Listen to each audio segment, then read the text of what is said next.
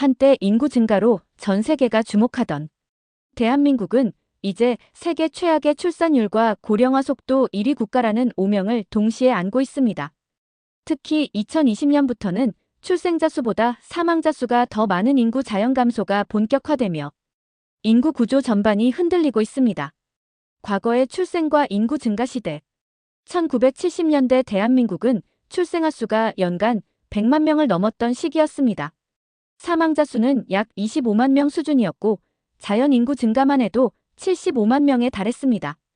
1980년대에는 출생아 수가 86만 명으로 줄었지만 여전히 사망자보다 60만 명 이상 많았고 1990년대에는 출생아 수가 64만 명 수준으로 감소하며 국민학교 한반에 4, 50명이 가득 차던 마지막 세대가 이 시기입니다.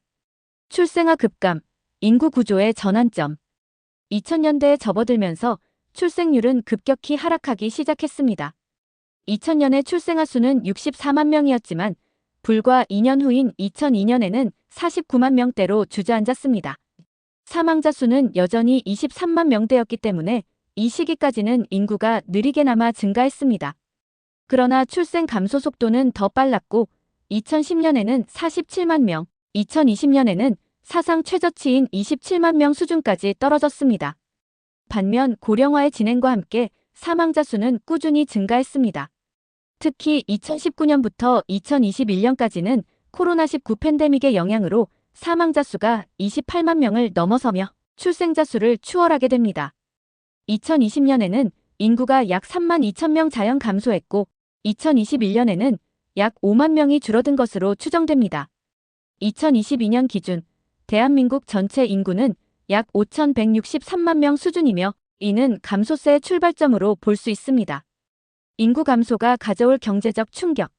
출생률이 낮아지고 인구가 줄어들면서 가장 먼저 타격을 받는 분야는 경제입니다. 고령층은 일반적으로 소비가 적고 소득은 줄어들기 때문에 국내 소비력과 내수 시장은 점점 위축됩니다. 이는 소상공인, 자영업자, 중소기업 등 도시 상권 전반의 붕괴로 이어지고 장기적으로 일자리 감소, 세수 감소, 공공복지 후퇴, 국방력 약화라는 구조적 악순환을 낳게 됩니다. 젊은 인구가 줄면 결국 생산 가능 인구도 감소합니다. 이는 고급 인력 부족, 기술 혁신 둔화, 국방 인력 부족 등의 형태로 이어지며 4차 산업혁명 같은 지식 기반 산업 경쟁에서도 국가 경쟁력을 위협받을 수 있습니다. 도시 집중과 고령화 이중 위기. 대한민국은 국토의 70%가 산지로 구성돼 있어 실제 정주 가능 지역은 매우 제한적입니다.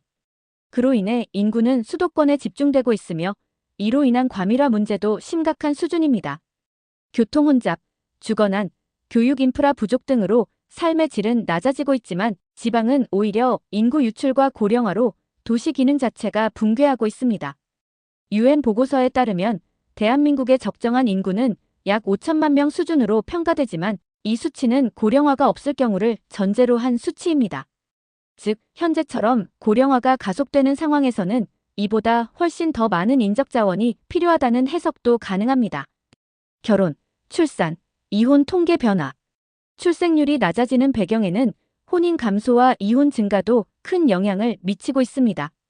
혼인 건수는 매년 감소하고 있으며 이혼 건수는 연간 약 10만 건 수준에서 정체되고 있습니다. 한편 기대 수명은 지속적으로 늘어나고 있어 전체 인구 중 노인의 비율은 빠르게 증가하고 있습니다.